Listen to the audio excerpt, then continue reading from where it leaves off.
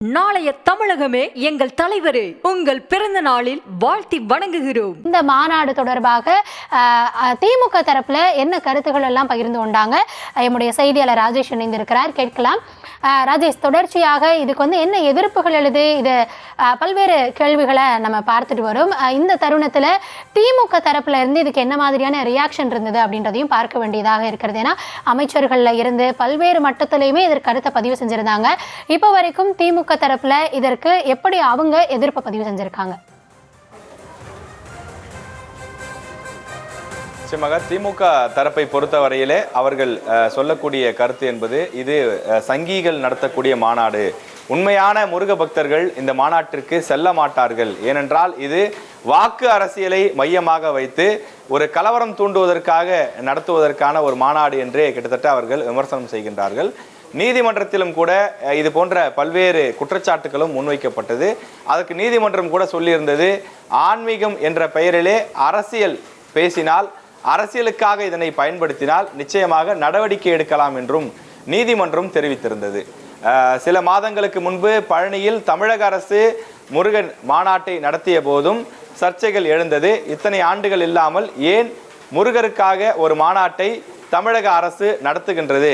தொடர்ச்சியாக திமுக மீது வைக்கப்படக்கூடிய விமர்சனம் என்னவென்றால், அவர்கள் இந்துக்களுக்கு எதிரானவர்கள், தொடர்ந்து அவர்கள் இஸ்லாமியர்களை கிறிஸ்துவர்களை ஆதரிக்கின்றார்கள், சிறுபான்மையினர் என்றால் ஒரு போக்கும், பெரும்பான்மையாக இருக்கக்கூடிய இந்துக்கள் என்றால் ஒரு போக்குமாகத்தான் இருக்கிறது என்று பாஜக பல பேட்டிகளில் வெளிப்படையாகவே மேடைகளிலும் கூட பேசுகின்றார்கள்.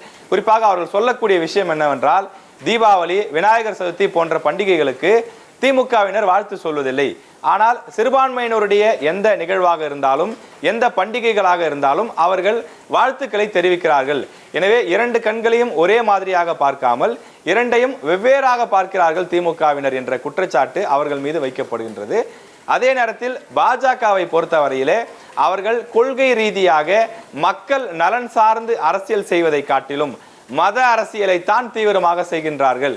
நீங்கள் பாஜக ஆரம்பித்த காலந்தொட்டே எடுத்து பாருங்கள், அவர்கள் எங்கெல்லாம் ஆட்சிக்கு வந்திருக்கின்றார்களோ அப்போதெல்லாம் அங்கெல்லாம் அரசியல் ரீதியாக மதத்தை கலந்து இந்துக்கள் பாதிக்கப்படுகின்றோம், இஸ்லாமியர்கள் நம்மை தாக்குகின்றார்கள், அவர்களிடமிருந்து காக்க வேண்டுமானால் இங்கு பாஜக ஆட்சிக்கு வர வேண்டும், பாஜக அதிகாரத்தில் இருந்தால்தான் இந்துக்கள் பாதுகாப்பாக இருக்க முடியும் என்று தொடர்ந்து அவர்கள் பேசி வருகிறார்கள் என்று அவர்கள் மீதும் குற்றச்சாட்டுகள் முன்வைக்கப்படுகின்றது. எனவே தேர்தல் நெருக்கத்திலே இப்படி ஒரு மாநாடு நடத்தப்படும் போது அதில் நிச்சயமாக அரசியல் சாயம் இருக்கிறது என்றுதான் பல்வேறு எதிர்த்தரப்பில் இருக்கக்கூடியவர்களும் தெரிவிக்கின்றார்கள். இதில் பத்திரிகையாளர் துரைகர்ணா பேசும்போது குறிப்பிட்டு சொன்ன விஷயம் மிக முக்கியமானது. அதாவது திருப்பரங்குன்றத்தில் ஓரிரு மணி நேரத்திலேயே பல ஆயிரக்கணக்கான பக்தர்கள் அங்கு திரண்டார்கள். எனவே திருப்பரங்குன்றம் மலையை சுற்றிலும் அங்கு இருக்கக்கூடிய பக்தர்கள் பொதுவான அந்த வழிபாடு செய்யக்கூடியவர்களாக பக்தர்களாக இருக்கக்கூடியவர்களும் இந்த விஷயத்திலே ஒருங்கிணைக்க தொடர்ந்து ஆர்வம் இருப்பவர்களாக இருக்கின்றார்கள். எனவே இந்த திருப்பரங்குன்றம் மலையை சுற்றி நாம் ஒரு அரசியலை பேசும்போது அது அரசியல் ரீதியாகவும் கை கொடுக்கும் என்று நினைக்கின்றார்கள்.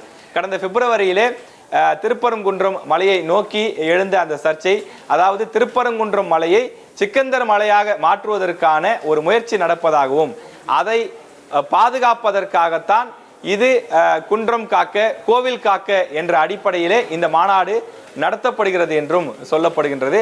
எனவே ஒரு முன்னறிவிப்பு கூட இல்லாமல் ஓரிரு மணி நேரத்திலேயே ஆயிரக்கணக்கான பக்தர்கள் குவிந்து விடுவார்கள் என்று சொன்னால், நாம் முறையான அறிவிப்பு கொடுத்து போதுமான கால அவகாசம் கொடுக்கும் போது தமிழ்நாடு முழுவதும் இருந்து லட்சக்கணக்கானவர்கள் குவிந்து விடுவார்கள்.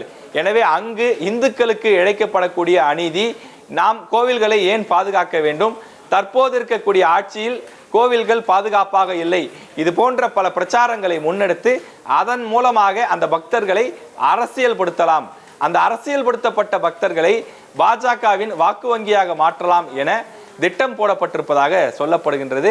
எல்முருகன் அவர்களுடைய பேச்சும் இதற்கு மேற்கோளாக காட்டப்படுகின்றது.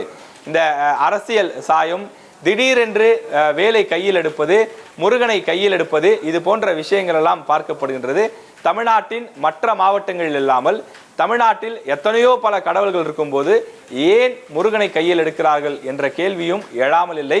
இப்படி பல்வேறு குற்றச்சாட்டுகள் இருக்கின்றது. குறிப்பாக அதிமுகவினுடைய வாக்குகளை கபலீகரம் செய்வதற்கான திட்டம் இருக்கின்றதா, இது போன்ற விஷயங்களும் முன்வைக்கப்படுகின்றது. இதில் திமுகவுடைய பார்வை என்னவென்று சொன்னால், அவர்கள் நேரடியாகவே, திமுக மட்டுமல்ல, திமுகவினுடைய கூட்டணி கட்சிகளாக இருக்கக்கூடிய காங்கிரஸ் செல்வ பெருந்தகையாக இருந்தாலும், மார்க்சிஸ்ட் கம்யூனிஸ்ட் கட்சியினுடைய பொதுச் செயலாளர் சண்முகமாக இருந்தாலும், அதே போல மற்ற கட்சிகள், அந்த கூட்டணியில் இருக்கக்கூடிய திருமாவளவன் உள்ளிட்ட மற்ற தலைவர்கள் அனைவருமே பாஜகவினுடைய இந்து முன்னணியினுடைய இந்த மாநாடு முழுக்க முழுக்க அரசியல் சாயத்திற்காக மக்களை தங்கள் பக்கம் ஈர்ப்பதற்கான ஒரு நோக்கமாகத்தான் இந்த மாநாட்டினை நடத்துகிறார்கள் என்று வெளிப்படையாகவே குற்றச்சாட்டை முன்வைக்கின்றார்கள். எனவே சேகர் பாபு தினசரி செய்தியாளர்களை சந்திக்கும் போது இன்று காலை உட்பட தொடர்ந்து சொல்லி வருகின்றார், உண்மையான பக்தர்கள் இந்த மாநாட்டிற்கு செல்ல மாட்டார்கள்.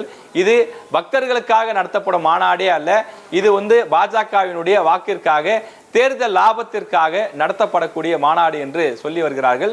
இதில் யார் சொல்வதில் உண்மை இருக்கின்றது?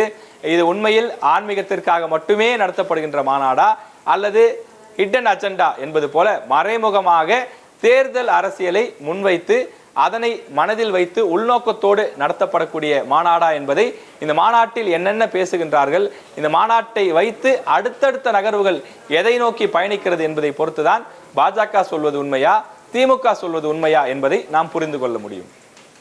நாளைய தமிழகமே எங்கள் தலைவரே, உங்கள் பிறந்த நாளில் வாழ்த்தி வணங்குகிறோம்.